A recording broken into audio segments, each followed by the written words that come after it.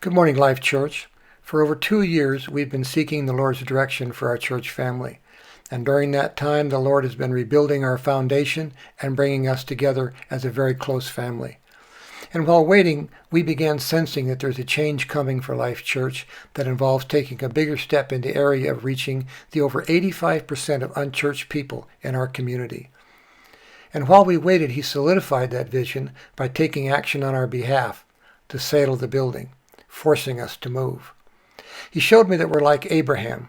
God is calling us to a new place, a place that we don't know, and a people that are new to us. And he's given us the same command he gave Abraham: go and I will show you. And do not take anyone with you. And you know that Abraham took Lot along with him and all the trouble that ultimately caused. Well, he's not only told us to go, he's made that our only option. And as we move out, we have been admonished to take nothing with us as well. And what he showed me is that we're not to take our current status quo as a small family with us. We're not to take the same mindset that we've had in the past. He's prepared us to venture out and allow the Holy Spirit to lead us when and where he desires.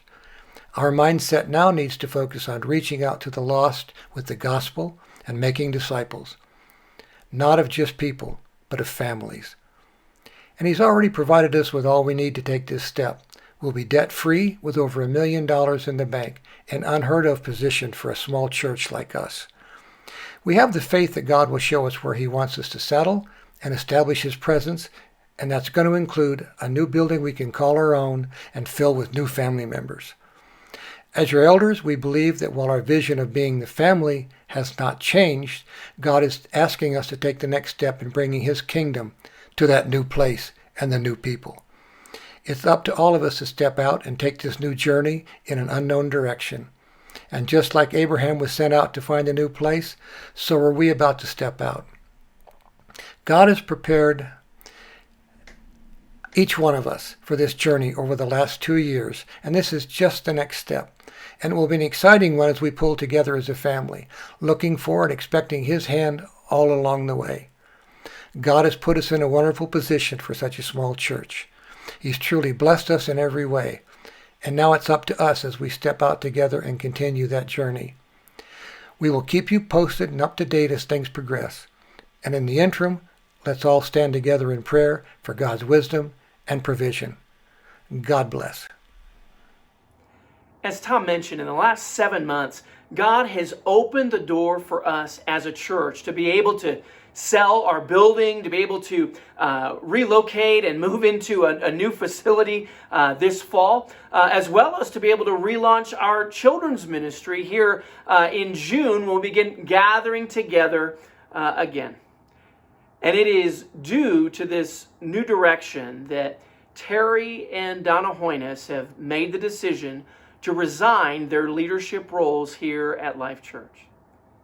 Now, please understand, the Hoyneses have served the Life Church family in multiple capacities since the church was founded over 16 years ago. And as a church leadership, we have nothing but the highest regard for their many years of service and leadership, the countless seeds of the gospel that have been sown in many lives over the years, and most of all, high regard for their great love for Jesus Christ as their Lord and as the head of the church.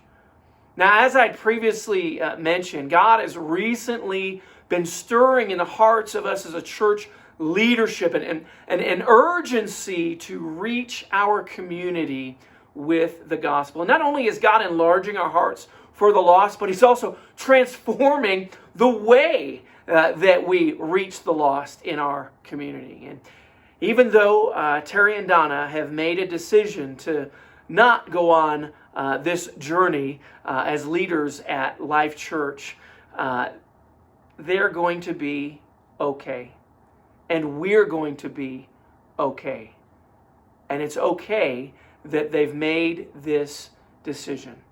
And while these are challenging times that we're living in, I want to encourage you as your pastor, take heart and be encouraged that God's promises never change. He has been and will always be faithful to his church. In fact, in Jeremiah 29, verse 11, this is what is written. I know the plans I have for you, declares the Lord. Plans to prosper you and not to harm you. Plans to give you a hope and a future.